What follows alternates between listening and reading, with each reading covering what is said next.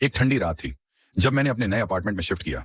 यह जगह शांत और सुनसान थी, लेकिन मुझे उम्मीद थी कि धीरे धीरे मैं इसे अपना बना लूंगा।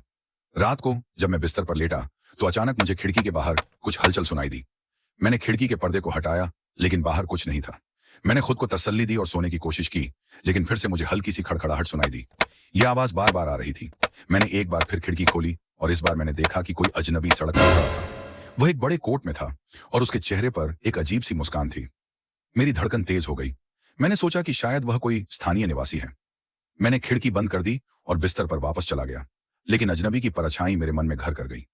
रात के दूसरे पहर जब मैंने फिर से सोने की कोशिश की, मुझे लगा कि वह अजनबी अब मेरे दरवाजे के पास खड़ा है।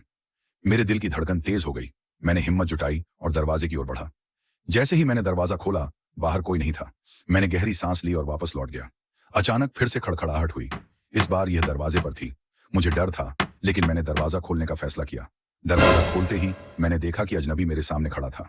वह सिर्फ मुस्कुराया और बोला, मैंने तुम्हें देखा था और अब मैं यहां हूं। मेरी समझ में कुछ नहीं आया, लेकिन उसने अचानक मुझसे कहा, तुम्हें मुझे देखना होगा। उसके बाद वह अंधेरे में गायब हो गया। मैंने दरवाजा बंद किया और खुद को तसल्ली दी कि यह सिर्फ मेरा भ्रम था। अगले दिन मैं अपार्टमेंट के आसपास घूमने निकला।